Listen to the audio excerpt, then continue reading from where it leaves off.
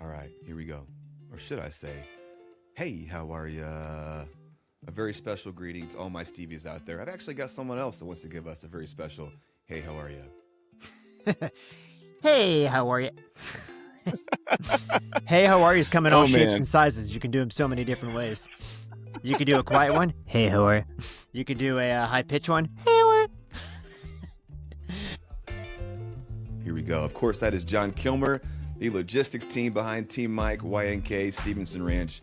You are now tuning into the post-game spread. I am your host, as always, Blake Helm. Our motto is a journey worth remembering.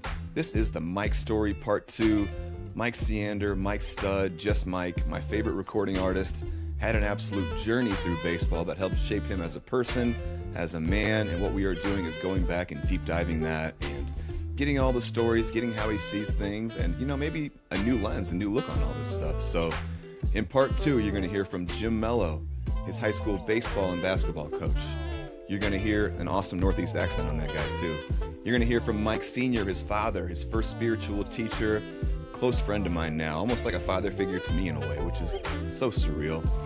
Dave Turgeon, who is currently running IMG Baseball down in Florida, was the guy responsible for recruiting Mike to Duke. Alex Hassan, former big leaguer, Mike's teammate at Duke, litter mate in the freshman class, and current assistant GM of the Twins. And then finally, last but not least, Matthew, not Matt Boggs, it's an inside joke, his coach at Duke. So we're going to hear clips from all these guys, and it's really cool kind of seeing Mike's, mind, his brain, his gears kind of turn a little bit and remembering some of these things, and it's just really special. Mike and I caught a vibe, and I want to say thank you to all the Stevies out there that have been reaching out to me, that have been supporting me, that have been helping me. In a way, I feel like I have gone from the minor leagues to the big leagues with this, and couldn't do it without you guys. So here we go. This is the Mike Story, Part 2, a toast to Tommy. I know you guys are going to love it. You ready? All right. What's up, y'all? Before we get into the podcast here, I want to acknowledge all of my sponsors, and I'm in somewhat of a unique position here because I have local stories to Central Illinois or Springfield, but I also do national stories as well. So my national sponsors are Birdman Bats, Jack's Batting Gloves, right here, and Clean Fuego. Go check them out. Highly believe in all these guys. Locally, Washco Strength and Speed, Overtime Training Academy, Body Symmetry, Milner Dentistry, Bank of Springfield, Sitco Chiropractic, Glisson Heating and Air, Eric Easley the Realtor, The Office Sports Bar and Grill, Hammers Radon Mitigation, Cardinal Cleaning, GT Performance Consulting, Safe House, Illinois, Hudson Chiropractic in Cape Girardeau, Missouri, the Shamrocks Baseball and Softball Club, Flow Yoga, Hurwitz Enterprises, and Salvaggio Steel. We are also supported by the Kaiser family. We appreciate you guys. One. All right, Stevies, a very special, hey, how are ya? We are back for Part 2. Man, I've been itching to get back in here with my guy, Mike Seander here. Part 1 was absolutely incredible. The amount of love and support that has been pouring in from the Stevies has been insane. Like, people are messaging me, helping me with social media, helping me with graphics, a level of support that I've never gotten before, or engagement from a fan base. So just so cool, Stevies. It's been awesome. There were a couple things in Part 1 that jumped out to me. I try not to, as an interviewer, interrupt when someone's going on one, but more parallels between you and I that make me think, I'm so glad we're here and we're supposed to be here. My parents sent me to the Boys and Girls Club when I was little, which was primarily African-American because I was killing everyone in YMCA, all the white kids. I grew up next to a baseball field too, and I know how powerful that can be. My parents also afforded me the space and freedom in high school to chase a dream and not have to worry about going to work and stuff like that. So just more awesome stuff like that. I talked about all the outpouring of the Stevies and whatnot. I want to start off funny here and get into some baseball stuff. I purposely did not include Coach Sean McNally from Duke. Going back through all the research, and I don't know if we're going to talk about it or not, but overwhelmingly not really liked or respected. And I'm not trying to dump on him right now, but I just didn't want to bring him into the fold. I wanted to keep this relatively, positive and whatnot. So that being said, back in the day, there's no way he would have gone for any sort of celebration or showing emotion on the field or anything like that. But within within baseball now, that is celebrated. You know, you can show some emotion and whatnot. Mhm. And through all the content that I've consumed of yours, I have an idea on what I think your dance might be or celebration. Do you have any idea? Let's say, picture this: Mike's in the big league. We got that sha flowing, right? Mhm. Punch out the side, you know, dirty slider. Is there a celebration coming off the mound? You got anything? What would it be? Uh, Nothing jumping into my head. I would say I was kind of ahead of my time a little bit on that. I Are was you like showing a little something? I was kind of the yeah, I was a little bit more like just like different version of myself, but just like kind of a badass character. I was the closer, Yeah, so you come in with a certain attitude. My hat was like sideways. It was like that's what's up. low and sideways, and Yeah, McNally would not enjoy that so much, but I told him to kick rocks, as long as I was getting outs, it was fine. right, for sure. Um, but yeah, no, I was a big strut around the mound. So I would throw like I'd throw, a slider or something. You Mhm. get your swing and miss, and I'd just fucking kind of like Dude, take a pretty serious strut in the circular motion. dude. Usually I was falling off the mound, right-handed throw falling Yep, off the first mound to the base. left, and then I'd take a nice long maybe a nice long glance into the dugout, Yeah, into the opposing dugout, right. and just take in the scenery. I was Dude, one of those guys. I think I leave the dancing to Marcus, yeah. So, Mark, but I wasn't a big celebration wise. I wasn't super animated, yeah, um, animated in regards to like celebrations, but I was kind of yeah, always in like I was in a little bit of a like go fuck yourself energy, for sure. You when gotta I was be as in a there. closer, for sure. Kinda, And yes. I think I leaned into that. So probably just some struts, some so stairs and some struts. that you said strut. I have a video clip I'm gonna play for you right now. You have no idea this is coming, and a part of me, I hate that I know this much about you, but from all the content that I've consumed, I think I have an idea of a dance or a strut that you might have used, and it's a move that you go to a lot when you're, like, in videos and stuff, and I'm just gonna play it. Here we go. Ready? Yeah, I'm ready. All I wanna know is if the door is There it open, is. now all I wanna do.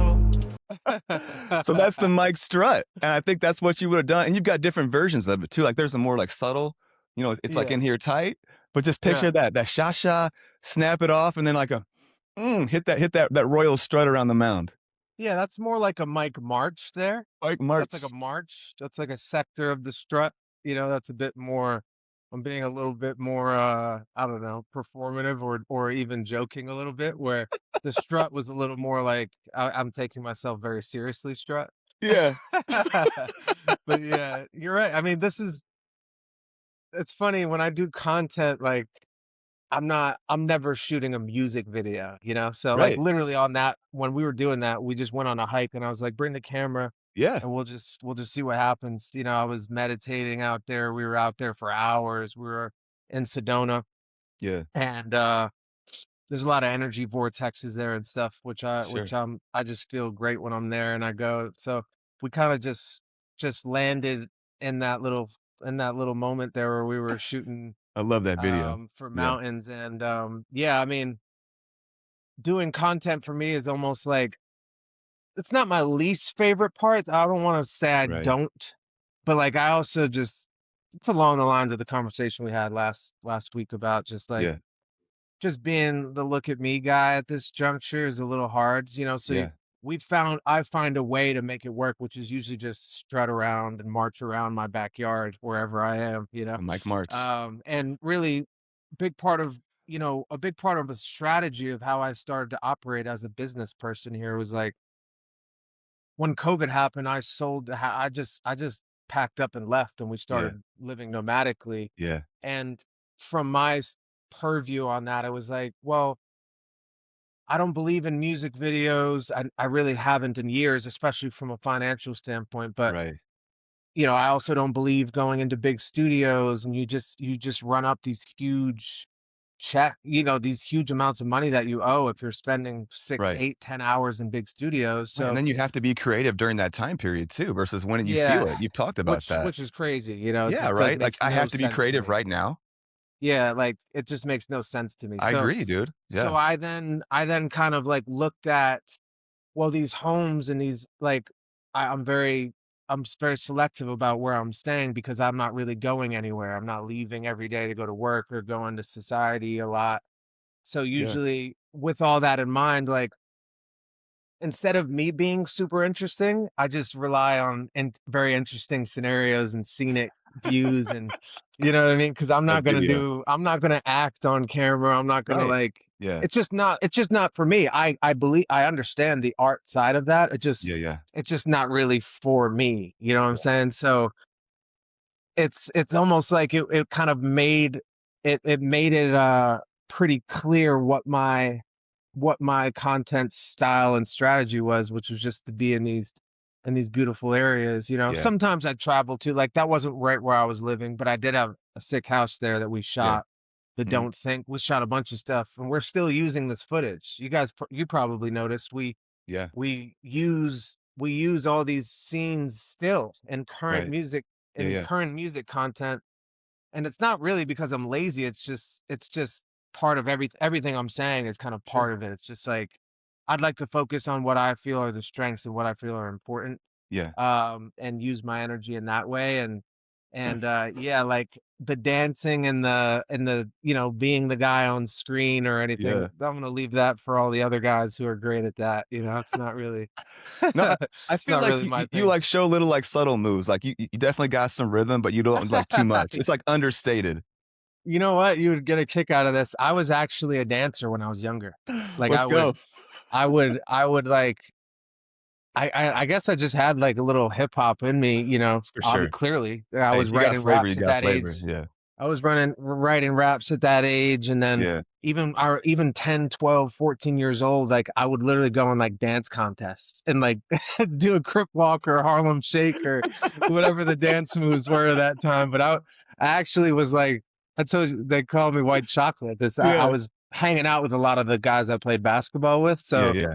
Getting we seasoned. even went to this like underage parties that this little club would have them underage, and I thought I was super cool. Yeah. And Mary would take me to those, and I'd go in, and they'd have little dance contests, and you could win like $100, and I was entering them. You be hitting them? Yeah, which is hilarious to me. I really I don't know what got into me there, but it's probably the same energy of like me Yeah. being able to just, oh, I'm gonna be a rapper and go on stage and do that. Yeah. It's kind of the same energy. But I used to have a lot more rhythm. I would say I think neurologically in the body and the mind and body connection, we've Mhm. talked about a little bit, or I'm working on my body. It's Yeah. one of my takeaways is like, yeah, I actually have lost some rhythm because there's some kind of disconnect happening. So yeah, I do my best. I'm No. not really doing any high level dance moves, that's for sure. I think the dance contest days have been put to rest. I love it, my guy. Something you just said a second ago about the videos and not really doing a whole lot of those anymore. Was the last one you did the V Will's Central Park? Because that was fire. That song is so fire, man. What, you got to remind me, what was the video for that? Central Park. I don't know. You guys are just kind of running around together. It doesn't like it's not anything crazy or anything like that, but Oh yeah. So I was in rehearsal in Nashville, and he's from okay. Nashville. So I was Yeah. rehearsing, got about ready to go on tour, and he just came by, and Yeah. we were That song's just like, that's a fire. perfect example of like Fire. when I'm doing something and I Yeah. have my face on, where I'm Yeah. like, okay, I'm gonna be, I'm I'm not here. in my house just flowing around doing what I do every day. Like Yeah. I'll usually try to like get the most out of those times Yeah. when I'm active. So I was there rehearsing. Yeah. I was with the guys. We already had a music set up, so it was like Yeah. very easy for him to just come over and do that. Fire. But yeah, that's not I guess it technically is a music video, but he just pulled up and we just Yeah. frolicked around for a Run little it. bit, and that's that. Frolic. I love it. All right, It's my really guy. more of a frolic than anything. Good old frolic. I told you to get a ball here. Let's get the baseball juices going. I always ask every pitcher, what their pitches were, their repertoire, how it changed over the years and whatnot. And Mary sent me an awesome piece of paper that you had written somewhere in high school, I believe. And you're talking about, you've actually got like diagram pictures of like where my fingers go and pressure and stuff Yeah. like that. So I would love to hear about the pitches you threw and kind of like how they developed and any thought process there or anything like that. Yeah, you sent me that picture and I didn't even remember that. Right? That's cool. But yeah, I was I was really a two pitch guy, Yeah. and then I developed a changeup as I got to college, and like I was still predominantly a two pitch guy, but I Yeah. got Yeah. some big outs with a changeup that I kind of developed with Sned a little bit. Yeah. One of my most famous outs that I got in my entire career was off a very unexpected changeup to a guy that was killing it. I can't believe he didn't go on to have an incredible major league career. His name was Tony Thomas. I remember that name. Um, he was a Florida State guy, and he Yeah. was raking. Yeah. He was raking in Yeah. general in the ACC, but the whole weekend against us, I think he had 4 bombs. Like he was Yeah. just, you know. And I ended up getting a huge out. That was a big win for us. They were like number 2 in the country. Who was on Yeah. that team? Was it Buster Posey Buster Posey. Yeah. was on that team. Yeah. And yeah, I got a big out with a change up there that actually was like kind of a moment. One of those pictures that lives on is like me yelling on the Yeah. mound. Yeah. That was a change up, which was kind of a rare one. I didn't throw it a whole lot. Yeah. What I would do is, I never threw a 4-seam fastball You were a ever in 2 a guy? game. 2? Yeah, this just always felt right to me, and Wait, you were I 2? really, yeah, I was a 2-seamer Okay. only, Yeah. and underneath, I was putting pressure on the thumb. I used pressure on the thumb really well, I think. Yeah. Um, And you got and considerable depth and sink to your fastball, right? I had a ton of sink. Yeah, a Yeah. ton of sink. But I also had like, I would use it almost like a changeup sometimes. Like Really? what I mean by that is like I would change intensities, Yeah, like and it was back never off. really super. It was never super thoughtful. Like it wasn't like some grand strategy. I was You just felt it? feel. Yeah. I was just feeling. So Yeah. if I like wanted to run something, I just felt like a guy was on, or a guy was on, my velocity, Your or timing, back it off a little I bit? wanted to Yeah. put it somewhere. I would not baby it, but I would just maybe have a little more pressure on the inside finger or a little pressure on the out, and I'd have Yeah. some like my ball, like even on arm path too. Like I could cut my arm off a little bit and give it a little cut, Really? or I would just, yeah, I would have a little bit of a last minute, like on the 2-seam, I'd have a little bit of a last minute finger flick on the inside, which would give me a little bit more. Yeah. I was really playing with pressures with the 2-seam a lot. Yeah. So I was Fascinating. playing with an outside pressure, inside pressure, but really one thing I will say about it is like, oh man, when I went and was at Yankee Stadium, was it 2 years ago? I think it was 2 years ago. Yeah. I was there playing catch with Marcus, and they were, they were in season, and I think they had a game that night or something, and I had a show in New York City, 2 shows in New York City that the Yankees, some of those guys were coming out to each Yeah. night and stuff. So I went and saw Marcus throw a bullpen.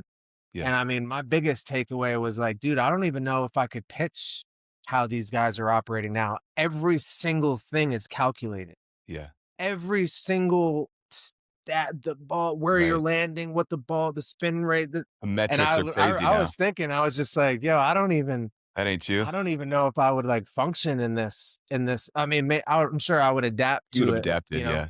For sure. but like it was very, I think that's the level of, there's a difference in like being a pro, Yeah. being a big leaguer for real, and like being somebody at a college level who's on their Sure. way up, where Yeah. I didn't really think a whole lot when I was throwing at all, where Marcus is like, ooh, well, that action on that cutter that he threw was backed up. So that means he was welcome. We talk a lot about it. He's a welcome to genius field. out there. His strategy. He's a genius. He's Yeah. a genius with his he's so in tune with his body. That's how Yeah. he lasted so long. Everyone Right. wrote him off. He would be injured and hurt in Because he was so 3-4 small, years. right? But he lasted. Yeah, and I he hope he keeps throwing too. totally reimagined his workout regimen. Yeah. Totally, because I've read about that. he Yeah. had an ACL injury right out of the gate. That was Yeah. pretty bad, and he made a big recovery. And during that period, he got linked up with a trainer who he then took Had a from special Duke, and connection with, yeah. yeah, and went on to still be with her to this day. You Right, know, yeah. but he's so in tune with his body to the point where, like, if the ball acted like this, he knows that he's like Slight adjustment, yeah. his foot landed like 2 inches too far Yeah. this way, where if he shortens his stride a little bit, he gets on top of it, you know? Right, yeah. Where I wasn't really thinking it, I was a big feel guy. Yeah, Like, I feel and was, flow. I mean, not a huge shock. That's kind of how Right. I rock in general, but like I was just feel, and I was super athletic, and I could Yeah. feel, I could kind of put it where I needed to. Yeah.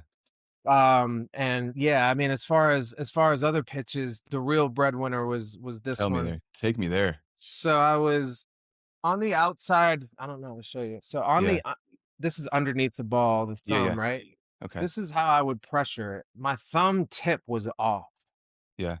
and I'm pushing. Really? I'm pushing. I'm like squeezing the ball Yeah. right now. So like squeezing pressure up from this thumb contact point. So it's Yeah. underneath the ball. I'm like this. Interesting. And then I literally was like a snapdragon, like Snapdragon. fastball, whack. You know what I mean? So Yeah. I threw it really aggressively and really hard, Yeah. and I just had a great command of it. So I would say the number one strength was the trajectory. Yeah. I had so many all the strikeouts were swing and miss balls in the dirt. There Yeah. was so many people that, I mean, there was a period where I was being a douchebag in practice, and I was telling guys it was coming, and they were still swinging and missing. You know what I mean? Like, it was really, I don't really know why it was so good, but it was really, really hard. It just had a really hard downward action Yeah. really late. Yeah. So guys would be committing like it was a fastball all Yeah. the time, you know? Uh-huh. And I would back off the same way I said with the two seam, like I would back off, but really in my best, I was throwing the shit out of it right out of guy's head, and it'd land for a strike. And then I'd throw Yep. it right down. I'd throw the shit out of it, look like it's middle out or lower out, and then it's totally off. You know, You and getting that some was flinching? You getting some flinches in there? tons of flinches. Was it yeah. cool to get a D1 guy to flinch like that? Like, that's the Yeah. ultimate, like, ugh. Yeah, I got some of those for sure, and it was always special. It was special in high school. It was special in high school, and then it just got better with like with Refinement in college. Snedeker, with my coach, and just Working with Sneddy? with a little more attention to detail on some Yeah. things. Again, he didn't really like over manage me. He Yeah. was just, he was in the bullpen sessions and things. We were constantly picking away at things, Yeah. but I wasn't he wasn't like an over Yeah. coach kind of guy. And that played really nicely for me. He- I was almost like a bit of a bulldog. I just thought I was going to get everybody out, and I wasn't being precious about it. I wasn't thinking like, oh, Well let said. me, you know what I mean? I just kind of like, I was kind of just challenging guys, which was Yeah. ironic because I didn't throw. I mean, this was a different era. This was before Yeah. everyone was throwing 98, Right. but I was throwing low 90s, I don't know. I don't know if I would, it would have been a development case if I were to be a big leaguer, like it would have been, did I continue Yeah. Well- did I continue to open my mind and continue to connect with my body further, and then elevate my attention to detail, and then have some luck too. So, Well said. You need a lot of that to Yeah. get there, for sure. And and then you the know, changeup, I think I answered you, but the changeup was here. It was just Okay. like a choke. yeah. It's like a choke. Again, I always used this thumb tip off pressure. I Yeah. think the changeup I might have grabbed a little bit more on the bottom, Okay. but really it was just, not a ton of action with the hand. I was just throwing the shit out of this, and I was letting the grip work. When did you use it? When did you feel like you wanted to use that pitch? I honestly didn't a whole lot. Like Yeah. I would use it. I would use it sometimes when I felt like guys were, Yeah.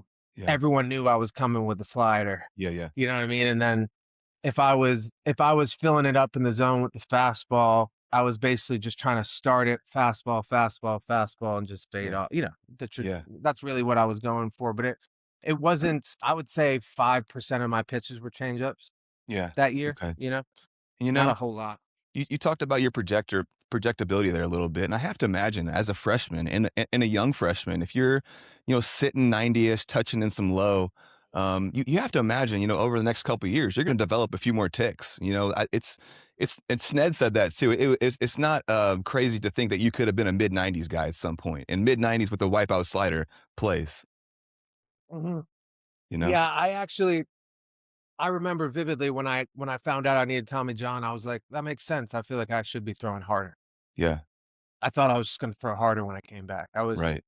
I It's not was always kind the of case. Yeah, a little exceptionally athletic for a pitcher, I think. yeah, Just which can help, which helps. It helps absolutely. recovery, and it's also like it helps being able to advance and Yeah, to like gain velocity over time and stuff. So I was kind of advanced in that side, and I thought yeah, I always felt like I should be throwing a little harder. I yeah, had some arm injuries when I was younger a little bit too, which played a part in the Tommy John that I had yeah, later in my career. So yeah, I think you know, really ironically, I started to throw a little harder in the summer after freshman year when I played in Newport. yeah. Um and I was in the All-Star game. Strasburg was in that Crazy. with me, bunch DJ of guys. LeMahieu So was in that league too, right? yep. So we were all at the All-Star game. And I was like 90, 94 in that All-Star game for an Yeah, inning. And that was the first time I was like, okay, I see this yeah. going. It's I was happening. always kind of topping at 92 or so. Yeah, And I was thinking I was on that path, which I probably was. I can't speak absolutely. for certain. But No, yeah, um yeah, as far as projectability, I mean, I felt like I was gonna be a first, second round yeah, guy. I don't absolutely. think I I could was see gonna be that. a lottery type of guy, but I felt like obviously time had to go by. We Yeah, didn't even get there, so it didn't matter. But that's probably what I thought. I think back then I felt like I could have been anything in the world, but yeah, right? I thought I could. It always felt like that was what was on the menu for me, Yeah. like somewhere up in those top few rounds. Did you have a Yeah. preference though of like obviously as a freshman they closed you, but could you have seen yourself switching back to if your arm was healthy starting, or is that where you wanted to be, or did you like that role? No, I liked it. Yeah. Fit Yeah, you? I didn't ever like long for going back to it. I kind of like fell right into it. Yeah. And Okay. I just like that. I just like that pressure, you Yeah, know? for I sure. just That like makes sense that. because of who we think I you are. just Yeah. like showing up and like maybe today, like kind of how I live You now never where know. like maybe Can't it's blame it. today, I don't know, but like kind of just showing up and not being like Yeah. not ever going to the field and thinking like, "Oh, I'm not playing today." Yeah. Like, it was For kinda sure. just like, I liked that energy, and Yeah. I liked being the guy. That's always kind of how I was. I wanted the ball at the end, Yeah. Like, I didn't care to be, like, the starter per se. I'd almost rather be the finisher, Yeah. of if anything. So it kinda just worked out. I obviously started every game in high school, and I Yeah. I don't think I don't think I ever came out of a game my entire Right. career. Yeah. I pitched every single inning every time I pitched. So I guess I Dude. was starting and closing those games. So Yeah. being if I had to pick, I would actually pick the closer, I think. Yeah. So, yeah. I've gotta play a Well, clip right now, dude. This is perfect. Unless you got something right there. You got no, no. a thought? Okay. This is gonna be Matthew Boggs. Don't call him Matt. Wants the ball. This is an amazing clip. Here we go. Let's do it. Oh,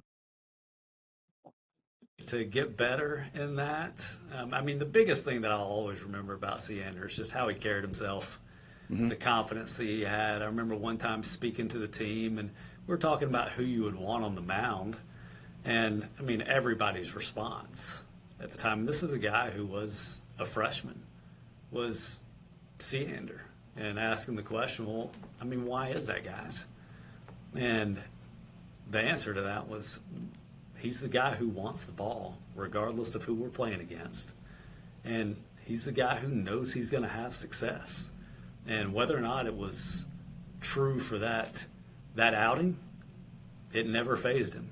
And he expected to have success every time he stepped out on the mound. So that's the thing that I'll most remember about him. That was chef's kiss. Perfect. Wow. What a great clip there. What you got, my guy? That's cool. Good to see my guy Bogsy, man. Hair's looking good too, right? Always. Elite. He Elite. was always super sharp dressed. He I can looks see the it. same. Guy hasn't aged a day. He looks great. Yeah. He looks great. It's no surprise there. Yeah. Yeah. I kind of, so I came from like the Northeast, Yeah. and there was there was other guys in my class that were Northeast guys too. And I think McNally and Turgeon and Yeah. the guys recruiting, they kind of felt like some of those guys had a little more edge. Yeah. And like, I remember them talking about that a little bit, but I was just like, that was kind of my thing. I was just like, I was in that character, whether I didn't realize it then, but like literally nothing ever fazed me. I didn't care who anyone we talked Yeah. about it a little bit. I didn't like look into who I was playing against or matter or who, like, you know, I just Yeah. didn't give a fuck at all. And I brought that energy into Duke. Yeah. And very clearly, like very right away, I realized like, oh, this is truly who I am at whatever level I'm going to be at. Like this is who I am. This is my mode. Yeah. Like I don't really give a fuck about who I'm playing, what we're doing. I feel like I can win. We were just cocky, confident, Yeah. like where I was from. And like, when I say we, I don't even know why I say we, but I think about like the essence of what I was coming from. I think when I Yeah. think about it, it's like the basketball thing. Like all we did was talk shit and you can't beat me. I'll beat you. Yeah. After I beat you, I embarrass you. We talk about it in front of everyone. Like it was just Yeah. kind of that thing. It was friendly banter for the most Right. part, you know, but it was really like I was kind of a dog. Like I didn't give a fuck. There was no mental Yeah. doubt, you know what I mean? Right. And I went on to realize in my life how important that is. Like and Absolutely. again, I'm going to say this a lot, as you can tell. I think there's like 30 clips going around of me calling something a gift, you know, because it feels like a gift, you know, it just Yeah. does. Like I sure had that naturally, you know, but I don't know what made me that way. It's just, I think it's a perfect mix of things where I was just kind of like, I was a dog. I just felt like I was a badass and I didn't need anyone Yeah. to tell me that per se. I actually believed it, you know what I mean? And I think, especially after getting it in check, you know what I mean? And I don't think I was ever over the top or like rude or to people or anything, but just Yeah. when you feel like, when you truly have a deep belief that not for show, like your truest, deepest beliefs about yourself, they're going to be true. Yeah. They're going to ring true. Not like, oh, I'm trying to get myself psyched up and this is what I tell people. And no, I'm talking about like deep, deep, deep belief just Mhm. between you and yourself. What do you really believe is going to happen here? What Yeah. do you really believe would happen if you were on the mound with 3-2 bases loaded, game on the season on the line? Like, what do you really believe is going to happen? And you And believe that you were going to come out victorious or on top. yeah. And I don't know why, you know, doubt or stuff like that didn't. I think I had a lot of fucking good luck and a lot of good fortune where I was like, yeah, it is always working out. Fuck, Yeah. why would I think anything else? You know what I'm saying? Like, if I'm being real, you know, Yeah. I Right. don't know why I was so sure about myself. Mhm. But I think the data that my brain got Yeah. was, yeah, I am one of those guys. So why doubt it? You know what I Yeah. mean? And I Yeah. think that season was like some weird shit. Like there were, You said the it was, baseball god smiled on you in many ways. yeah, I think it was because it was over, you know, like Yeah. my timeline was closing and it just, One last hurrah for Mikey. it almost just like ushered me in. Like I kind of felt like when you know this more than anyone. This is what this whole fucking conversation is about, really. It's like when you come up short on your athletic journey, there's sadness, there's resentment, Absolutely. Yeah. there's you The wonder full if you did spectrum of enough. emotions. Yeah. Yeah. And like this almost gave me like a rite of passage to just move on, because I Yeah. kind of went and just like shoved it up their ass that whole season, and Yeah. everything went my way. And like, yeah, I could go be a pro, yeah, you could do that at the pro level, and that's even cooler. But like, from Rhode Island, little fucking middle of nowhere type Yeah. of baseball community, like to go do that and have the All-American season, just the way it went, like I got the records, you know what I mean? Yeah. Like that type of shit. It was almost like, here you go. You can like move forward and not just be like, fuck, Yeah. did I never complete that task? Like it Yeah. almost felt like it gave me a little bit of a completed task feeling. Yeah. And I Looking was just back. almost like a little more free to just say, fuck it. You know what I mean? Where if I didn't, like, say I was like, I almost went to UNC. Like, if I went to UNC, I probably wouldn't even have got 20 innings Right. that year as a freshman. And then say the Yeah. elbow shits the bed, then I'm feeling like it's totally incomplete here. Like this What is a a different failure. story. Yeah. Oh, Where wow. yeah. So Oh, man. like, Yeah. I just feel like it was, I'm in a That's beautiful how spiritual you put bag that. about it. Yeah. I feel like it was written like it. I recall sometimes where I was just like, I would throw a 2-0 fastball. It just acted in a weird way, and they would just roll over it. But really, it could have just got hammered out of the park. And like a few of those, when you're only getting an inning or two every outing, Yeah. you got 1 or 2 bad outings. Your ERA, there Oh, goes. man. You could So kiss All American goodbye. bye. Yeah. Yeah, Absolutely. you know what I'm saying. Right. So No margin for like error. Yeah. I literally remember like closing my eyes, and I wasn't religious, but I would just like talk to God or whoever I was talking to. Like I was during the Star Spangled Banner, I'd be like envisioning what was gonna happen, Really. and if I get the ball, I'm gonna like protect me, and that type of thing. Like that's probably the first time I ever did that. Like, Really. and that was, I remember being Star Spangled Banner on the you stand on the foul line, and Yeah. I remember at Duke doing that every single time. Really. And I never really did that in high school. I never really, I guess it's a form of prayer, I guess, Yeah. Absolutely. But it was just a conversation with like, but that's interesting. I've never even said that to anyone, but that is, Dude. that is like a memory that popped into my head about that. And it felt like someone was listening. Yeah. It did. It felt like someone was listening. Yeah. And in hindsight, I think the universe hears everything. And I truly feel like, if because of my belief, what I was subscribed to, like truly about myself, Yeah. that I could do this and I could do anything, I think that had a big part of why like the ball just like bounced my way a lot, man. I Yeah. think you need a little bit of luck, especially when it comes to sports. You playing A high level ton. guys, you could throw a perfect pitch and they could fucking shit on it. You know what I Absolutely. mean? So there's tons of that can happen, and it just didn't happen. Didn't Yeah. I think I had maybe one outing where I got hit around a little bit, and it was against like a lower level opponent, Yeah. and I felt like I was throwing great pitches. Yeah. I felt like nothing was different, but they were like sitting on a slider and hitting it the other way, and like I remember 1 or 2 outings. One of them was against Davidson, which is a local North Carolina school That's where that Steph was Curry went. a little lower level, like a mid major. Yeah. Gave up like 2, 3 runs there in 1 inning. I was like, but I was like, my wheels were spinning. Like I knew I was putting together a magical season, and Yeah. I was not walking on eggshells about it, but I was very aware. Like Yeah. every outing mattered. Yeah, that's what You I know was what gonna I ask. mean? Yeah. I was gonna ask you that. Yeah. Were you aware in the moment, like, how special this was? Like, man, I mean, I'm sure you had a belief in yourself, but, like, no one could have imagined, maybe not even yourself, like, I'm gonna go to Duke and be an All-American closer and set the record 161 and, like, shove it up everyone's ass my freshman year. That had to have been pretty crazy to be even experiencing.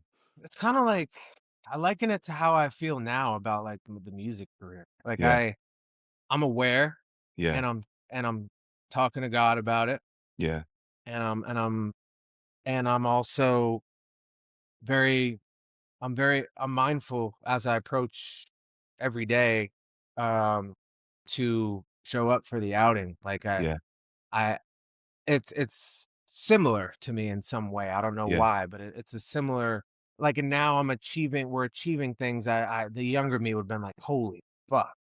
Yeah. And not to say it's not special. It feels very special. I'm Yeah. doing my best to just be tuned in.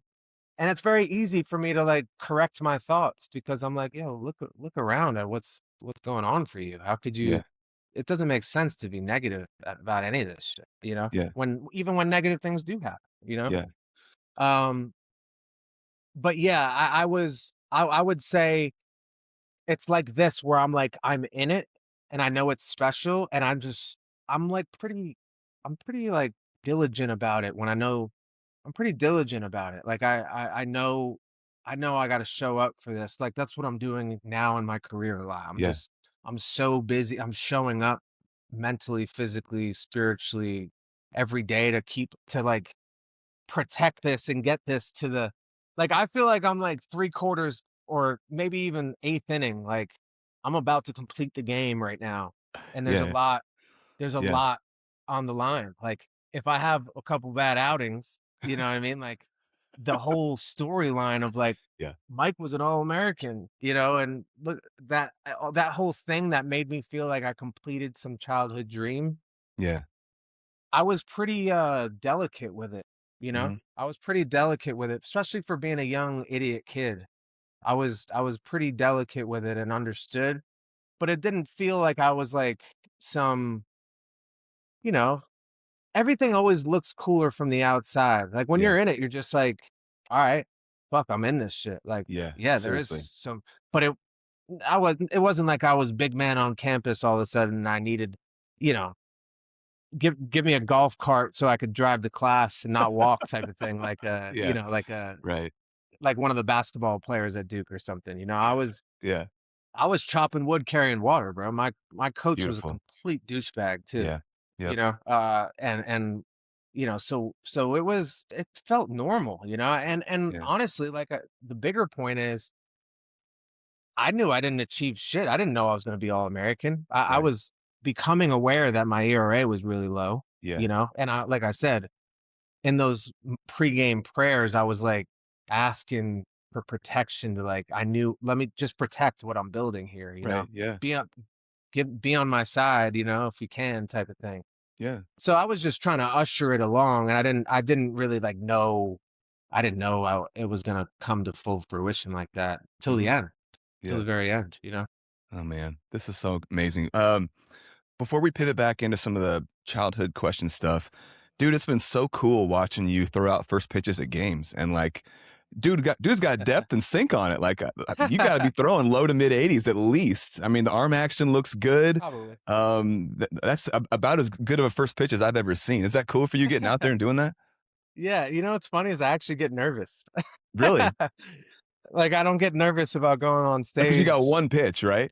So Yeah, it's like, it's just different. Like yeah. even Marcus was like, bro, I don't think I would throw a strike if I had one.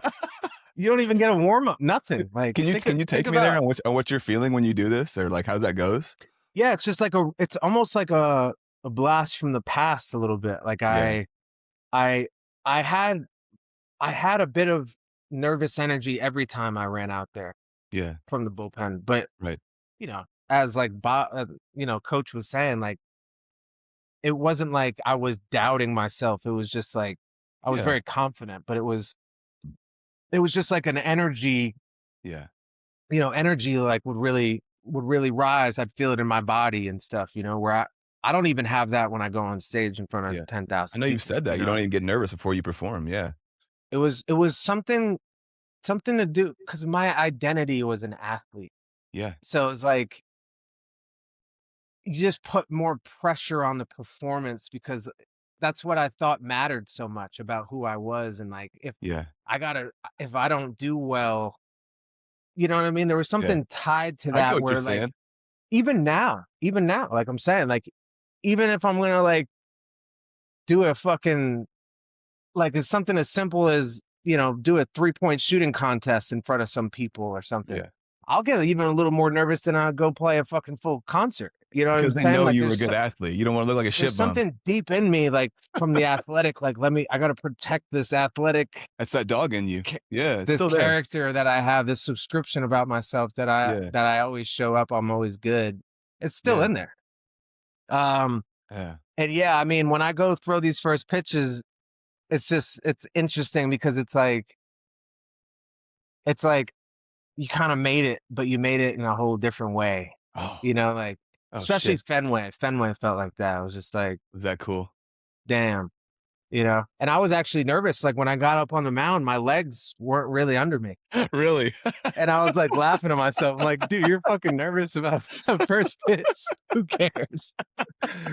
You know? But I'm like, I'm letting it go a little bit. I'm not really. I basically get like 10 tosses, which it's just because I got friends on the team always, pretty much usually. Yeah. So they'll come help me out and like play a little bit, catch. Otherwise, I would just be going out there raw dogging it, you know? So, dude, I enjoy it. it. Look good. I do enjoy it. I just don't. It was like I started passing on them. Like it was a good run. I just didn't want to keep doing it too much, you know. I understand. No. Especially after I would have did maybe the Yankees just when Marcus was there, but since he's not anymore, there's nothing more I want to do. Like I made a joke of it too. It was basically the Upside Down tour kind of. Yeah. I'm on a final tour. This feels very full circle. Yeah. Like I'm on a final tour playing these big shows, you know, and then I'm also like almost closing the loop on the baseball story. Like I actually made it to the big leagues just in a different way, kind of thing. Damn it, dude. That's amazing. All right. I'm going to pivot back to where we left off was with some of your dad's stuff. And we were going to hit on a clip called You Gotta Stand Up. And it's really powerful. And I got to shout out to your dad, Mike. He has offered me some amazing parental advice. And I've sent him, he really talked deeply about making you face your fears in ways that like nobody forced him to do that when he was a kid. And he said he was fearful at times and he didn't want that to be the same for you. So I've been using that with my daughter, Althea. Like the other day, she was climbing some rock at a playground. She's like, I don't want to do it, Dad. I'm scared. And I was like, we have to do this right now, And I sent a message to Mike Sr. right after that, So it was just, it's cool. So here we go. This one is going to be called You Gotta Stand Up. Here we go. There's a story that, I mean, if you want to hear it, I do. The kids, he was so confident, the teachers and the kids like would pick on him. You know what I mean? Like he's too confident. You know what I mean? He wasn't cocky. He just believed in himself. Yeah. So the kids would come over. He'd get the girls. He was a star athlete. They would always try to intimidate him with force. Right. And they come to the door. Is Mike home? And I say, yeah, sure, Mike's home. And I had to tell Mike, like he was 8 years old, that he's gonna have to stand up for himself. You know what I mean? It's gonna hurt, maybe. It's gonna hurt. But it doesn't hurt that much. Surprising, when you get hit in the face, it does not hurt that much. I agree. So I've been there too. Yeah. So it's not really the right thing looking at it now, but it was part of what could have shaped him. This is what people do by human nature, is to try to take someone apart that isn't like them, has more than they have. Yeah. You know what I mean? So that's where it came. So yeah, this guy wants to meet me up at the park. He wants to fight me. I go, okay, then we're going. You know what I mean? And I'll be standing in the woods, and if it gets out of hand, I'll break it up. You know what I mean? But it's not going to be that bad. But just by him showing up, you know what I mean? But then it got to a point, like the kids were so dumb around here that like, you want to fight him? He beat your ass last time. You know what I mean? All right. Yeah, you learned your lesson yet? Right. Mike, come on. Yeah. Here he goes again. I'm breaking up these fights. Right. Like I don't want to see anybody get hurt. But I mean, he was never losing. You've shared little clips and context of that sometimes in the YNK. So hearing your dad a little more thoroughly talk about that was kind of fascinating. You got anything to add on that?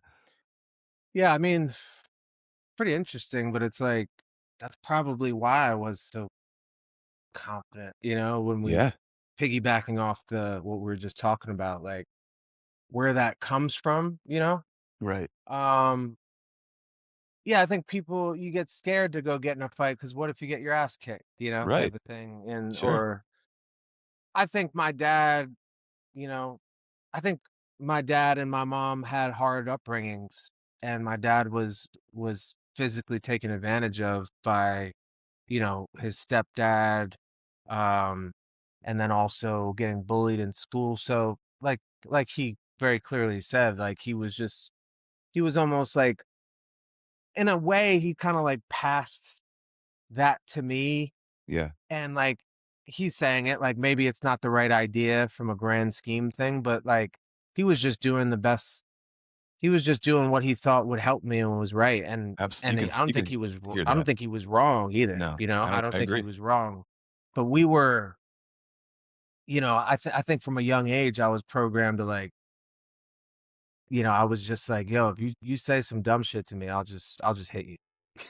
You know what I mean? Like, yeah, I was getting kicked out. I got kicked out of middle school for I know. fighting. Like, well, Yeah. so even these young ages, like, I don't really know why.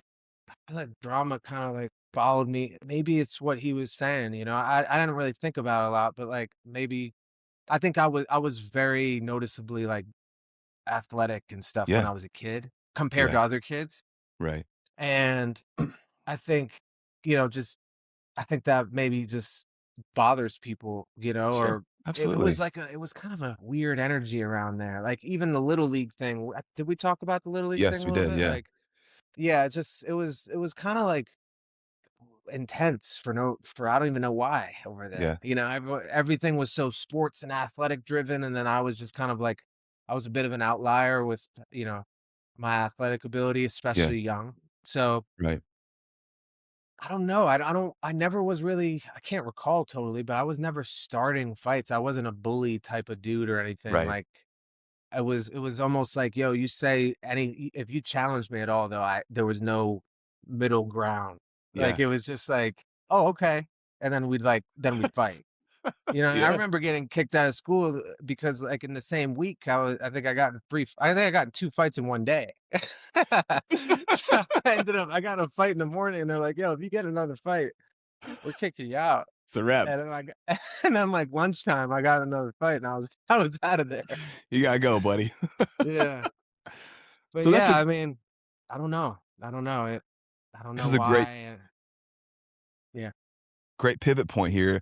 You talked about it, how important you're going to St. Raphael, how diverse it was, how it was a Mm, great fit for you, both yeah. basketball and baseball wise. Can you speak about that at all a little bit, or like why was that such a great fit for you? Or Well, it's interesting, like what we were just talking about, right? I got kicked out of that school and I went across the city to yeah, an middle right, school.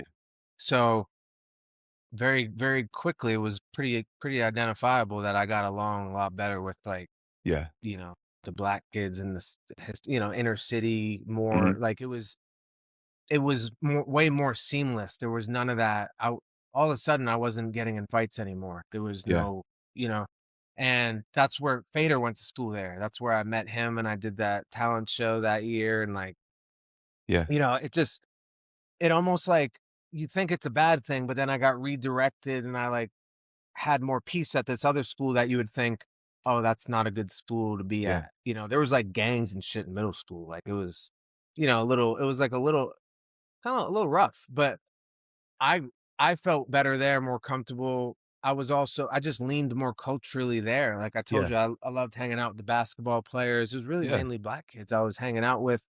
And that just goes to show none of that shit I learned very quickly, none of that shit matters at all. yeah, You know what I mean? Like none of that on paper you'd think I get along with all these kids, the ones I was fighting with. right, So it was eye-opening experience, I think, for me just to like feel that. Like I think that just made me a very diverse, friendly person in general. Like I don't look at race in any way, shape, or form. Even yeah, it just doesn't matter to me. And I yeah, think maybe not that my parents were also exactly like that. yeah, So, but in general, like it was a good experience. It turned out to be a good experience versus thinking it's kind of crazy to get kicked out of middle school for fighting. yeah, And right, then ipso facto, like I'm looking at high schools and I'm a good athlete, so we're taking that into consideration, the coaches, and and there was definitely better, higher level athletic choices, private schools that were going to give me scholarships and things, and I chose the more, it was privately funded, so a lot of kids from like inner city A would scholarship or just get something. free tuition and Yeah. stuff to go, and they had a good basketball team. They had a okay baseball, but Right. I just, it felt like it was the right fit for me. And I think that was connected to my experience in middle school where I was Yeah. just like, yeah, actually, I don't want to go like the traditional route of what everyone's doing and I didn't grow up in a nice neighborhood. You know what I mean? It was just regular suburbia. It wasn't like wealthy, you know what I Yeah. mean? But it was almost like I just felt more comfortable with a diverse group of, you know, fellow students and teammates and stuff. Yeah. And I followed that instinct and it ended up, being the right choice, I Yeah. think. And had a very strong high school basketball career. I've got you at All-State, as a senior, 21 points a game, 7 rebounds, 4 assists. Jim Mello raved about you. I've got a clip here to play. I think that'll help get us in the basketball mood for a second. You ready Sure. for some Jim Mello? I love Jim Mello. This guy was awesome. Yeah, him and I have been texting back and forth and whatnot. So here we go. Jim Mello, basketball. I recall that he was very interested, and Harvard was very interested in him. And I always thought at And a that two-way player, right? at that Ivy small D1, he definitely could have played both, in my opinion. Yeah. I think that, just the way that conference plays, especially then, right? The game's totally changed now, but you're going back 20 years. Like, he could have played, he may not have seen time right away, but he could have played himself into playing time at Harvard. Okay. And then probably being one of the main guys at Harvard, being like a weekend or a conference guy on the mound. Oh, That's what I that. thought, and that's where I thought he was. That's where I thought he was headed personally, like that. Really? Ivy. Yeah, that's where I did. Yeah. I think Harvard was really on him, and I remember him and I having a conversation about that, being like, "Hey, that's fantastic. I mean, that sets you up for life, right?" And then all of a sudden, Absolutely. I think throughout that summer, that buzz got a little bit higher for him for, again, another institution that is. So cool, some Jim Mello stuff here. And he's talked about how awesome that you've been to him and like that you've bought, jerseys for like teams of his and that you always show up and you always answer the phone and just cool to hear stuff like that. You got anything on Jim Mello? Man, he's like one of my favorite guys from that era. Like he was a good pitcher himself. Yeah. And he had a swagger to him, and he like understood my swagger completely. Yeah. And like he was kind of hard-nosed Northeast bulldog type of dude. Yeah. And You got that. me and him, he he fucked Yeah. with how I played heavy, like we had a great rapport, and he was a big supporter of mine. Yeah. He loved the way I played the game in general, and baseball and basketball. He was my junior varsity basketball coach. Yeah. And he's right. I got into Harvard. And once we Yeah. got into Harvard, they were like, my parents, I think, they wanted me to go there. They Sure. expected it. They never pushed it though. Yeah. Like I went and took an official visit at Princeton and met, and I stayed with the basketball team for a night, and I stayed with the baseball team for a night, and I was That's gonna go awesome. play two-way. Yeah.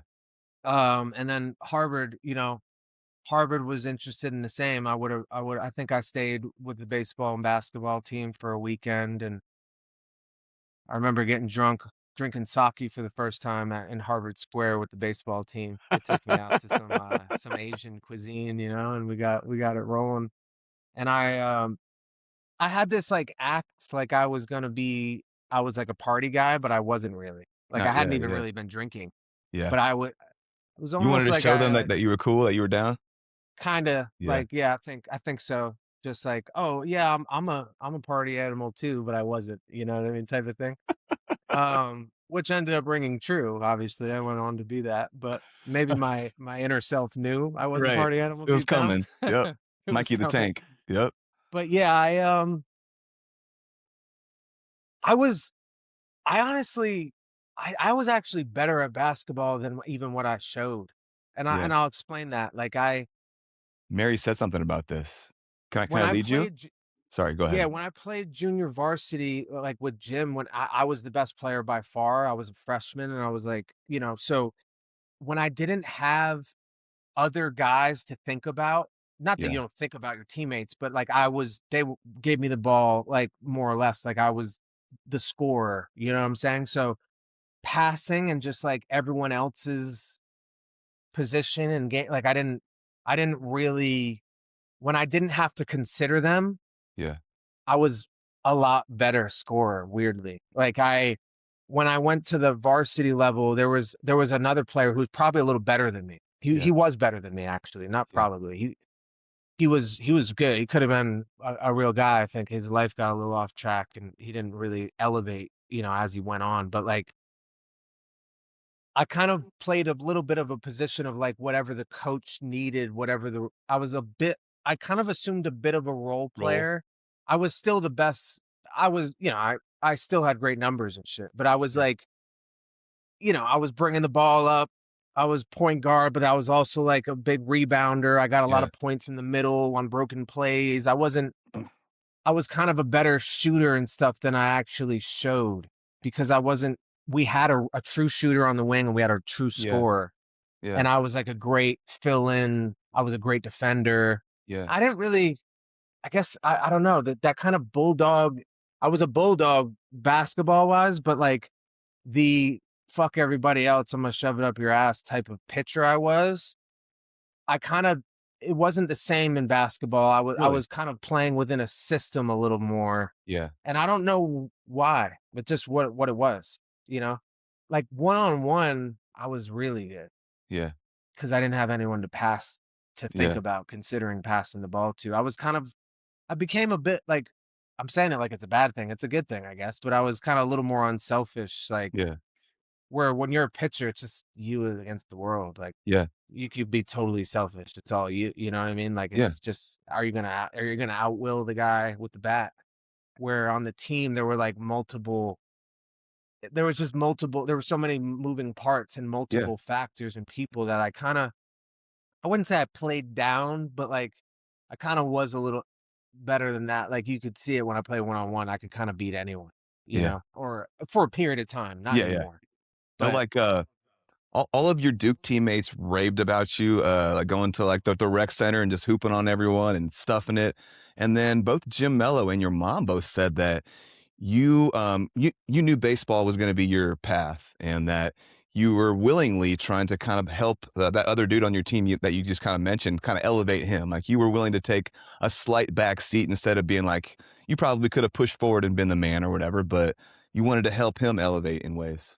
yeah, I think I I think I had a good understanding of what the truth was, Yeah. Oh, you know? Mikey, that's So I awesome. just Yep. like I knew I was that guy in baseball, no doubt, Yeah. where I could have arguably yes, what they just said, Yeah. arguably like maybe I could have been the guy, but it would have been at the cost of like, it would have been the cost of like the chemistry of the team and Yeah. like the dynamic of the team if I was trying to like run and gun for my stats. You Yeah. know what Yeah. I mean? Like Yeah.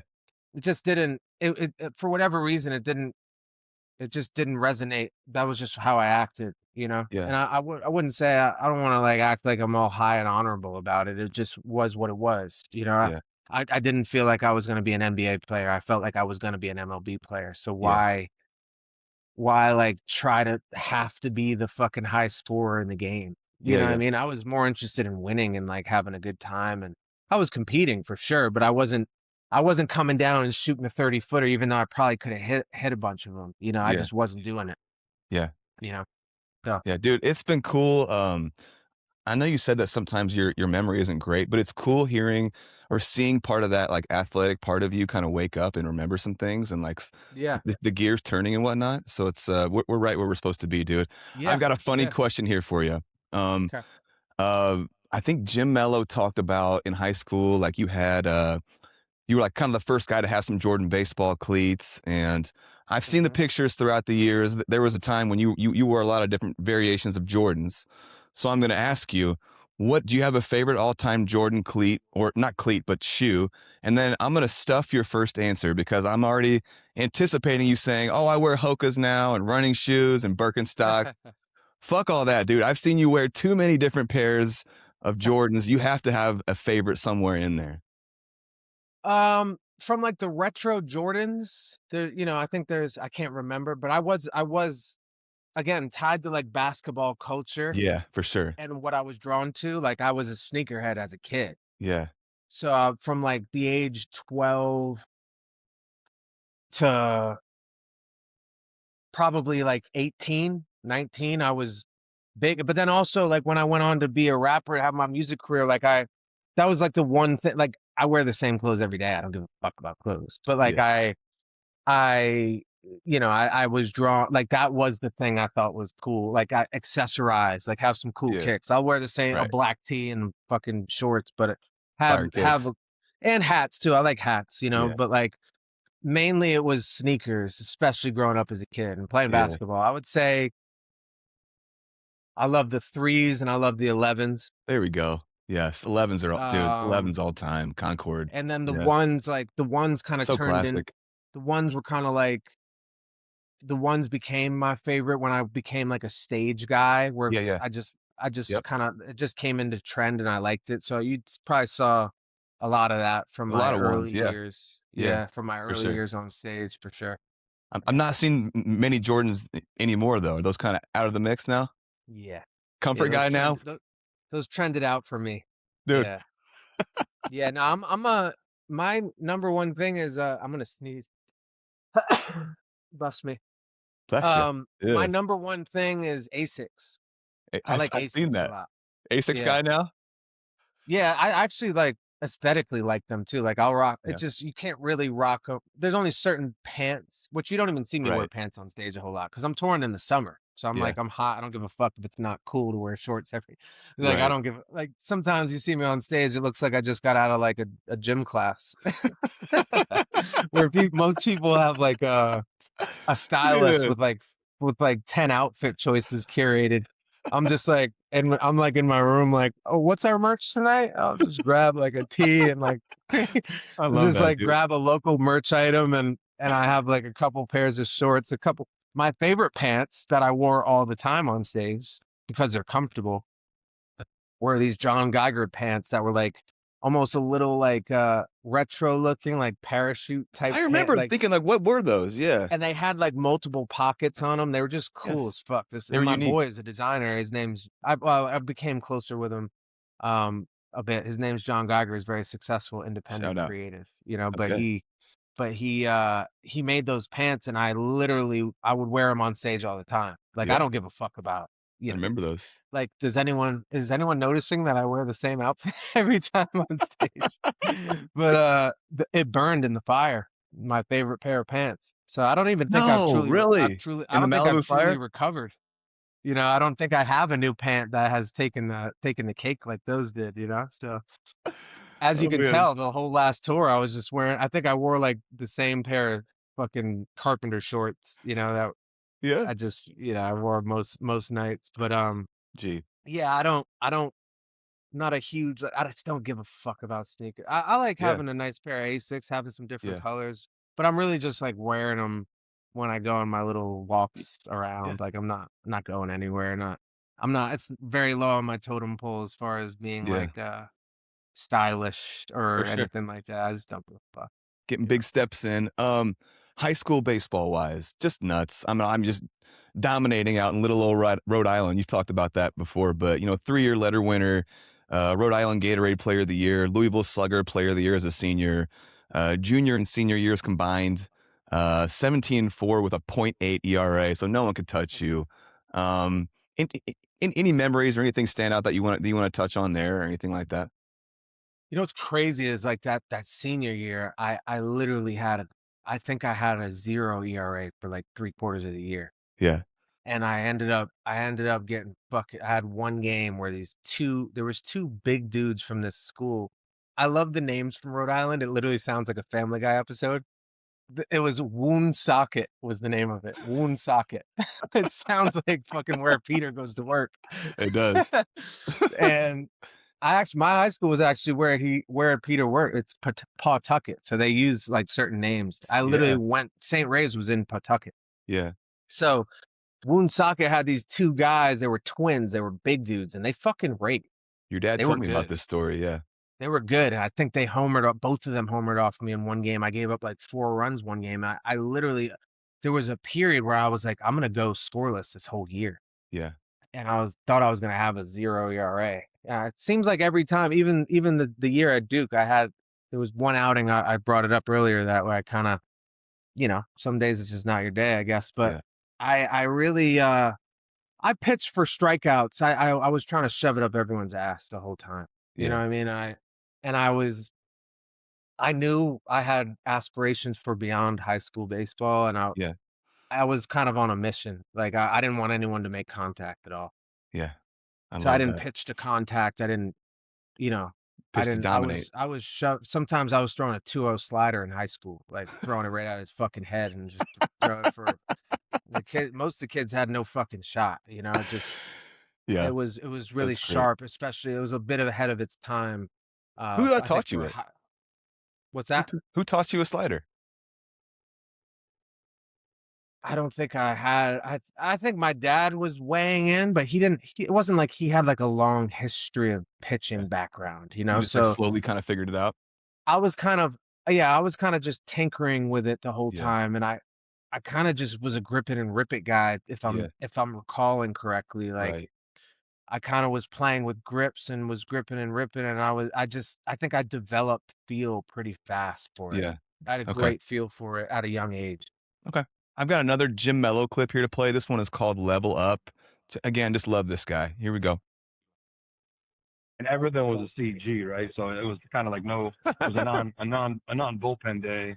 Yeah. And, I don't remember very many crooked ones going up, but no, it's just again, he went through it a good time with good teammates, and he was the alpha, right? So he was the guy they all followed, and they all didn't want to disappoint him almost, he kind of brought, rising tide lifts all boats, right? So he kind of brought the level of play up for everyone, and even us as coaches, right? I mean, you have to have a high expectation and a team playing at a certain level when you have essentially a power 4 starting pitcher, right? And player. So that's Jim Mello. Unless you got anything there, I'd love to hear about your recruiting process and how that went. You've touched a little bit about, Harvard and Princeton and Duke coming out. And what I think I know, you went to was it upper 60 or top 60 showcase? And that was kind of how something like that.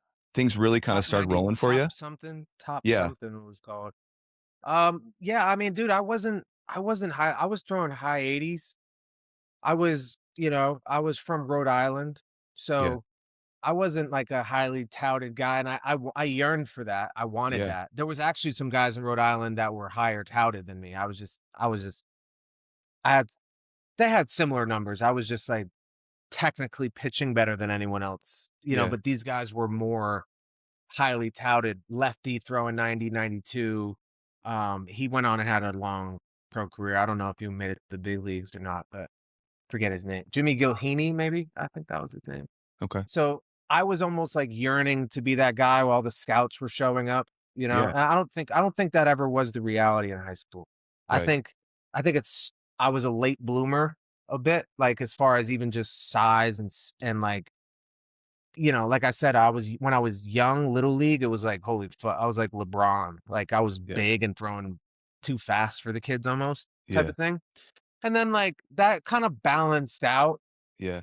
I wasn't like dominant velocity, I was dominant overall.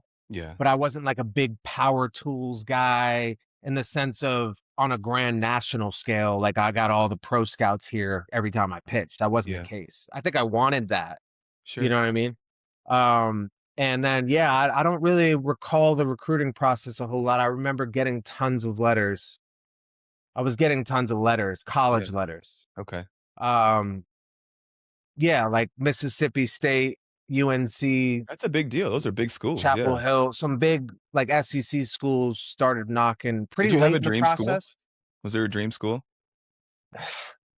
Weirdly enough, like no, but I kind of wanted. I think I was interested in like. I was kind of interested in like putting together this resume of life that I don't know why I was that way, but I say that to say That's cool. I was interested in like it's crazy. I actually think Duke was kind of it. Like Yeah. I loved basketball. I was very familiar with Duke basketball.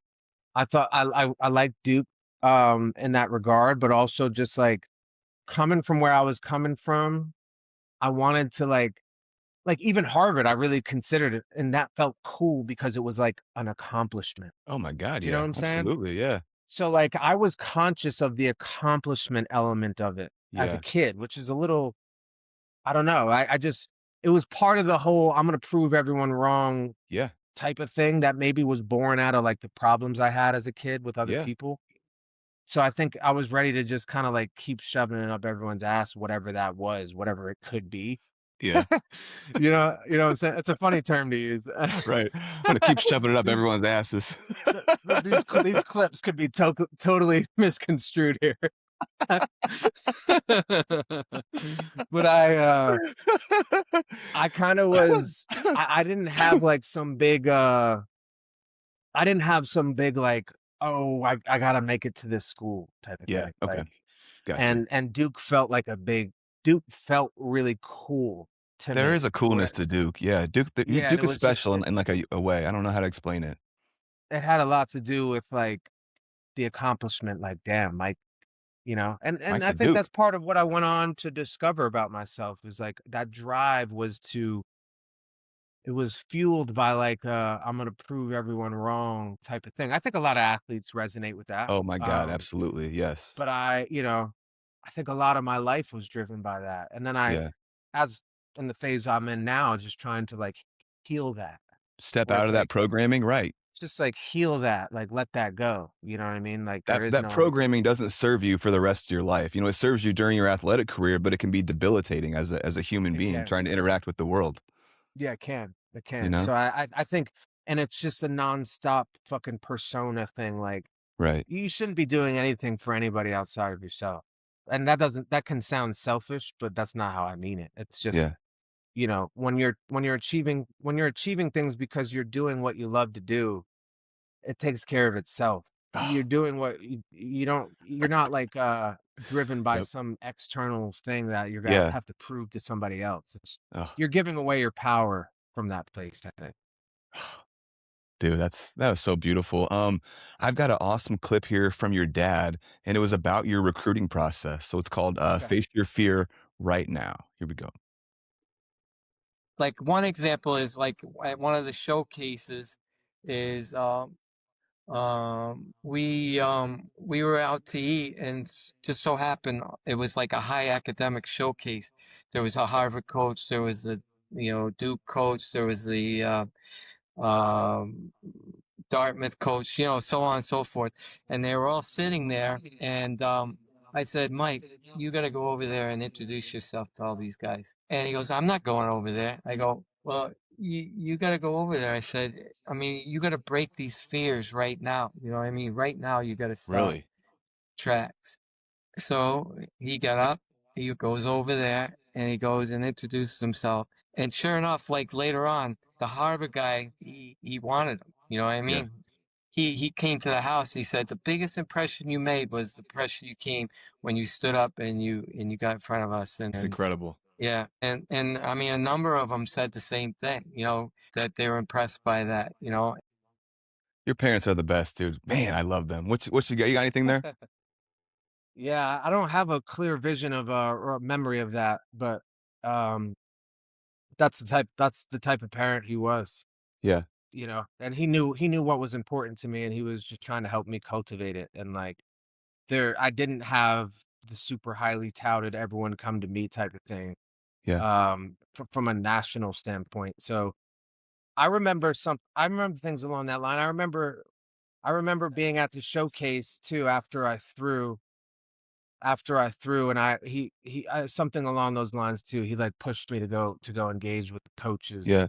And maybe that's what he's talking about. I can't really recall, but Okay. yeah, I mean, that's right on brand, bro. He, from an early age was trying to basically eliminate fear, which, I mean, from Hey, a zoomed out perspective, I beautiful. mean, What a what a gift. mission. Yeah. Yeah, what a mission, what a gift, what a mission to have as a parent too. Like, he feels as though he's been fear riddled in his life multiple Yeah. times, and just like, well, that isn't that what you're exactly supposed to do if you realize things about your life and you wish you could do it a little differently, then you have a kid and you do that, like Yeah. he really lived. Him and her both living examples of that, like him and my mom, just like, Yeah. you know, taking the feedback from their life, whether they knew it or not, or whether it was like conscious work they were doing on Right. themselves. They took the feedback of their life and like poured into their kids in a way that was just trying to, trying to shield them from having the same thing happen to them. So Hmm. So yeah, I beautiful. think all these things add up and compound. Like, They do. I'm not a fearful person. We've been talking about it the whole Yeah. time. Like, I never had that fear in regards to going to the mound and taking Yeah. the ball. And, you know, I think that's all Yeah. And it's all a reflection of these things. you've also talked about you've never felt like fear or nervous going out on stage, and that's just like wild a concept to me that I can't comprehend. Of like the thought of going out on stage and doing something like that is very fear provoking for many people, and that you just have this belief in you at those early seeds, my guy, for sure. Yeah. Yeah. And the the the music thing's pretty fascinating. I never had it. I never had the fear of that. Yeah, And I that's know that's crazy. strange, but I Yeah, also took it as like, it's where you're for supposed to what, at be. least how it felt like to me, was just like, I'm kind of home where I'm supposed to be doing. Like, Exactly. this is almost second nature type of thing, 100%. Yep. you know? Oh man. I've got a cool Dave Turgeon clip here. So we're getting close to our like 90 minutes here. So Okay. Dave Turgeon, who recruited you to Duke but then left before you got there. Yeah. Um, yep. So here we go. I'm gonna play this. This is a dope clip. Recruiting. Tell me about how you first saw him and thought he was Duke worthy, started talking to him, the whole process. I'd love to hear it. I arrived at Duke. I think it was the summer of late in the summer of 2005. So as soon as I got to Duke, I hit the road, and I had not heard one thing about Mike. I just went to an event. I think it was the Top 96 in Lowell, Mass. Is where I first saw him, and you get a chance to see guys throw and compete and show their wares. You get a chance to evaluate them. And so what drew me to him, obviously, was the stuff. I thought, he had projectable stuff. I liked how the body and arm worked. Yeah. But in particular, he had a well above average breaking ball that had incredible depth and spin to it. So, I was really recruiting. I loved how he competed, and I loved that breaking ball, because that breaking ball I know plays, and he could land it for strikes. Yeah. And he could make it disappear on guys. And I was like, man, in a brief look, I remember talking to Coach McNally, and I said, I like a couple guys in this tournament. The one guy that really, drew my attention is Mike Seander, and I said, I'm gonna follow up with him and see if he has any interest. And I did some homework and got some numbers and stats and talked to some people about him, and they had nothing but positive things to say about him. And then I've got another one here, and then let's wrap a little bit. This is called Slider Talk. Here we go. Can you speak a little bit more on it, the shape of it, the depth of it, how he used it, anything like that? So, he threw one for a strike, and his strike slider still had a lot of depth to it, okay? I mean, from A to B, not side to side, Right. A to B, top to bottom, and it was late and it was tight. And so what he could do was he could pitch off a fastball and throw, and then same arm slot, throw the frickin' slider in the same exact spot, and it's a fastball out of the hand. And when they took it, it was a strike. When they swung at it, that bastard was in the dirt. Okay, and I know what I saw, and I've been in this game for a minute, and he he had it, and I knew that regardless of the development of the velocity, and I knew more would come. Yeah. Regardless of the development of velocity, he had enough at the time, but I knew there was more to come Yeah. there. But boy, with Sure. that slider, everything else plays up.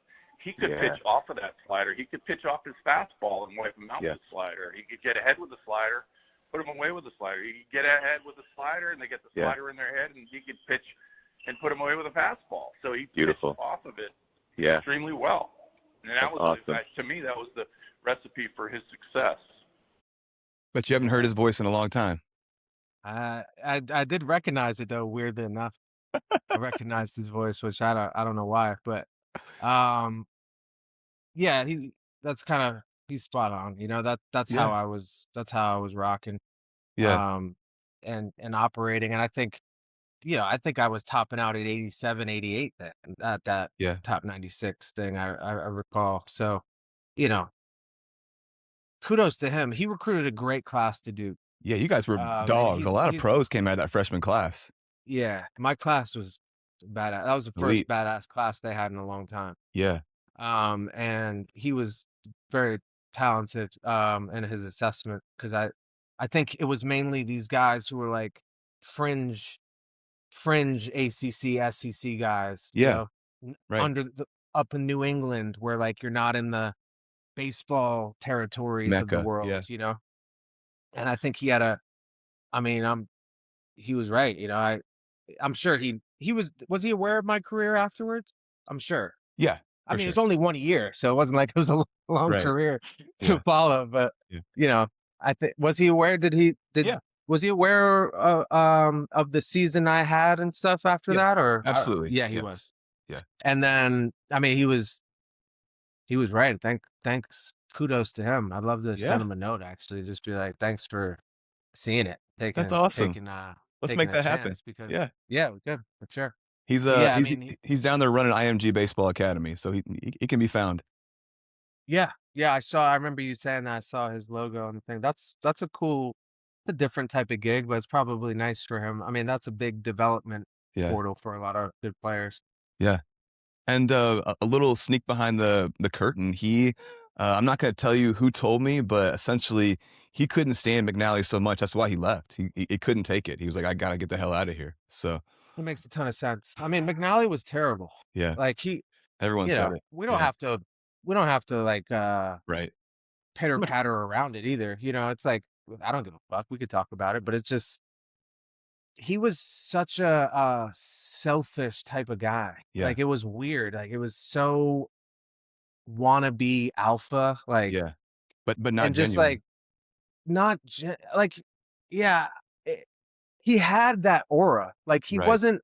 When I say wannabe, like, he had a badass vibe to him if he just believed it himself, instead of like being performative. Interesting. Like, it Yeah. felt so performative and extra. Like, Yeah. I would love to talk to him now and be like, what the fuck were you thinking? No, Like, why were you so fucking negative and like aggressive towards young players Yeah. that showed up to play for you? Like, and it's especially, it sounded like he had it out for you in ways, and at times yeah, you guys I butted don't know. heads.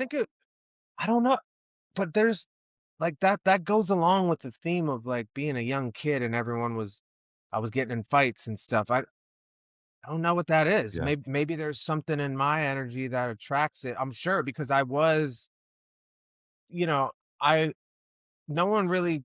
I think having someone tell me what to do and being a douchebag about it, I didn't Yeah. go for that. I didn't care That who ain't you it. were. I mean, Yeah. me and him I'd get right in his fucking face That's what I and heard. be like, do it. You know what I mean? Like, There's I didn't fuck with his. It was so condescending that I just couldn't go for it. I don't Yeah. care if he's the coach. You know what I Right. mean?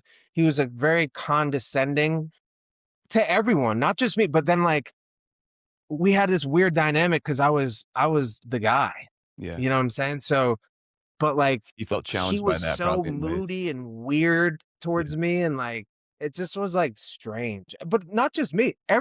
Yeah. Everyone hated him. Right. You know what I mean? That's what it sounded Everyone, like. Yeah. Across the board, everyone said the same even thing. his peers, he would treat them like fucking shit. Yeah. You know what I mean? And the Yep. cream rises to the top, man. Like, he was out of a job 3-4 years later because And I think he signed a long-term deal, and they asked him because first off, no one wants to play for a guy like that, and it doesn't Yeah. stand the test of time. Right. And, it's also just like super old school version of coaching where like Right. you're the dominant, like he would do wild shit sometimes, Like power so plays. Yeah. yeah, just like, oh man, he's so performative. He like even getting on the bus to go for a trip. As soon as he was on the bus went immediately. He couldn't wait 10 seconds for another coach Really. or a player. If a player went and had to go grab something, like, and then there was other shit. I don't even really want to speak on some of it, but it was just like strange Yeah. and kind of abusive. You know what I mean? Oh yeah. And I think in this day and age, like he wouldn't last a second. But Yeah. he had this other side that was kind of like endearing too. You know what I mean? So I was like trying to have respect and build with him because we were, we were achieving things, Yeah. Sure. and I couldn't go for his shit. Yeah. I couldn't go for it at all. I mean, Marcus clashed with him in a big way too. Like Yep. he had honestly from a more adult perspective, or we're peers now, like, we're both adults. Like he's got some real issues, Yeah. to act I've like been that, like, for sure. which Um, is which is fine, like I don't want to judge him for it at this point, but it was out there. I heard I wasn't sure if you were going to address this during this. So I'm glad that you have. But Sneddy and like Will told me stories of like during conditioning, you guys got face to face a couple times, and I've been told to ask you about your McNally burrito impression. That you have an A1 burrito impression that I got to hear if you want to do it. I can't really remember. Or the story. It was something like, "Here comes Seander bebopping in with his fucking burrito in his back pocket," or something like that. He was so fucking funny. Like it was easy to be, because I'm good with my voice, Yeah. so I could like emulate his voice and Yeah. his diction because Right. I had seen it so much. So I became the impression guy Yeah. on the team, and everyone was shitting on him when he left the room. Right. Like, Yeah. and that's a good lesson for anyone who thinks they have to like be this, you think you're in control, but like, how much are you in control when as soon as you walk out, everyone's shitting on you? Yeah. Nobody respects Even the you. guys who you think you're controlling, like, Right. and yeah, there might be some truth to like some of the control because he's the coach and they're the players, but like nobody fucked with him, and everyone was he was a joke to us. Yeah. And he thought he was taking himself so serious that he became a joke to everybody. Yep. You know what I'm saying? Yeah. And yeah, I remember like we would go on trips, and we'd go, we're on trips to go to a game, or we're on our way down to somewhere to play for a weekend, and Yeah. we'd go to our like group dinners, like the bus would pull over, you're like, we're eating at the Golden Corral. He'd stand up and like give this speech about like how everyone needs to respect everyone in the Golden Corral. And if he hears that anyone disrespects anyone on that staff at the Golden Corral, which is the Golden Corral is like a southern like buffet type Yep. spot. Been there many times, my friend. Yep. Have you? There you go. Oh, yeah. Perfect. I played And, college baseball. Yeah. We're eating at the Golden Corral, and that's how he talked. And he just everything was so condescending and like, you bet, like an announcement versus like, all right, Yeah. guys, like let's go in there. Right. Like everything had this like, you know what I mean? Mhm. And he just didn't. He wanted me to be very like, okay, what do you think back? Okay, is that okay? Like, Yeah. and I just didn't give That a wasn't shit. you. I'd bring a snack up there. I'd bring burrito in the back pocket. Like I was always a little late here or there. You know what I mean? Like, and he just couldn't stand that I didn't like Yeah. cower to, Right. and His it was authority. like also Right. like I think it put him in a spot where he couldn't do anything because he kind of needed me there. You know what I mean? Yeah.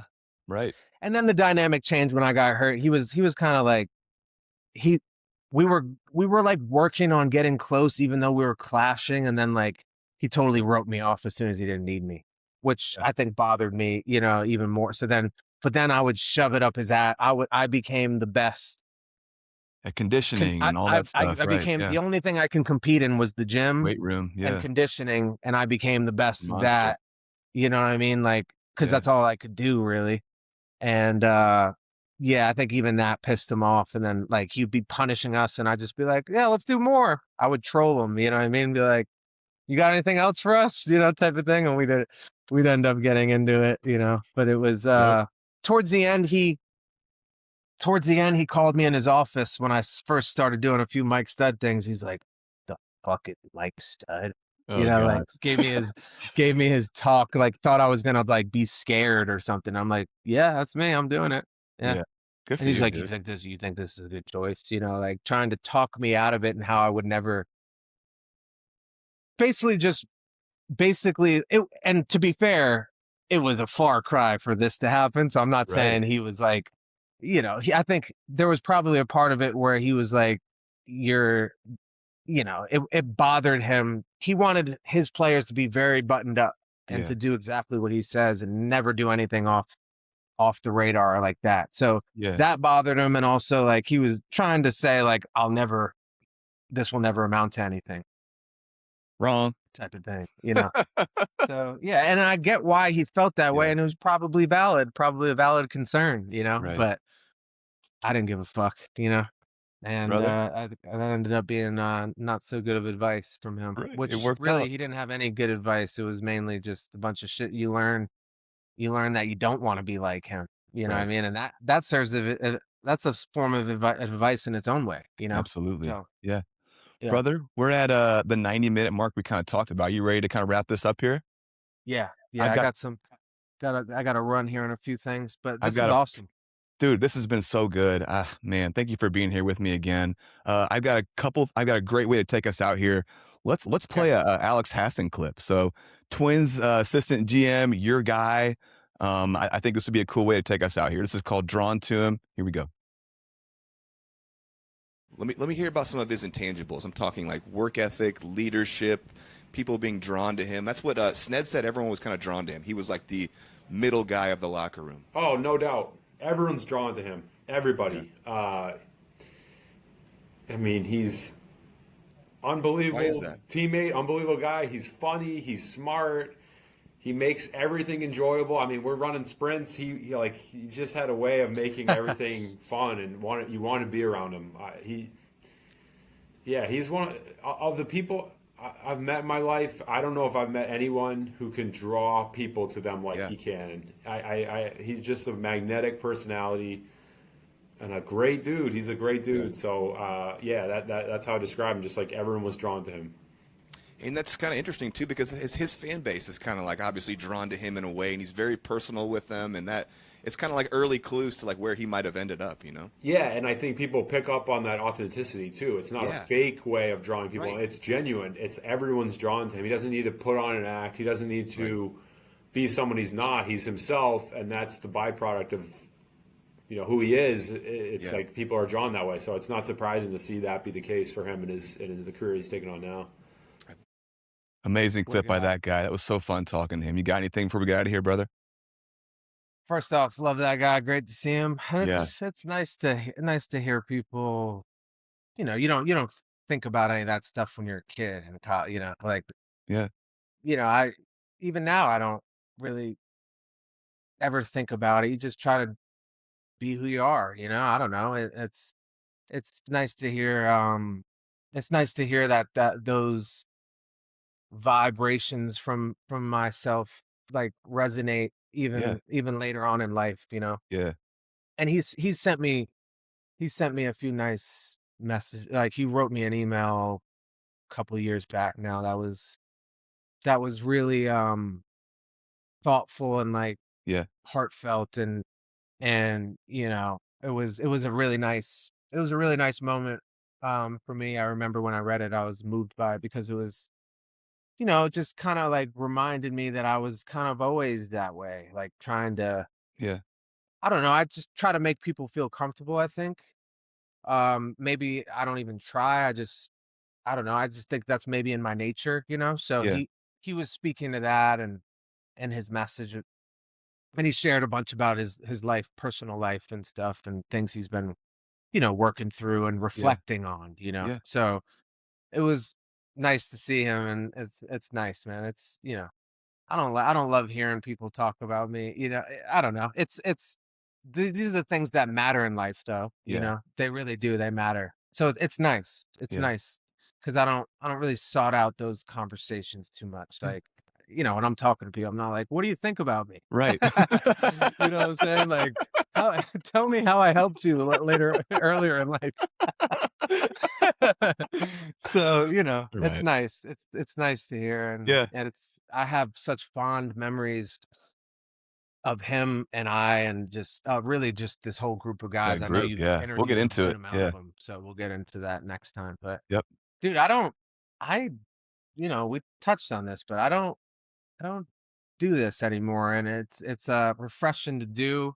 And I think you're really good at it. I think you've done Thank a you. great job Thank you. putting this together, and it's an interesting side of the story we really It haven't is. ever dove into. So Yeah. it's enjoyable, and I mean, most people don't even get 10.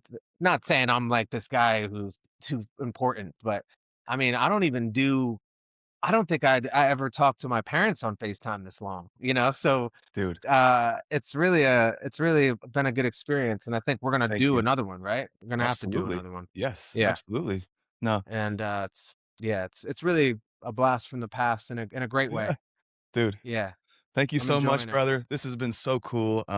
Yeah, I don't have anything else to say. Thank you, Stevies, for listening. This is going to be a toast to Tommy, the Mike Seander story part 2. I got nothing else for you besides this was absolutely incredible. Thank you so much, brother, and tune in for next time. You got anything else? That's it, my guy. All right, Cheers. brother. Blessings. Yes, sir.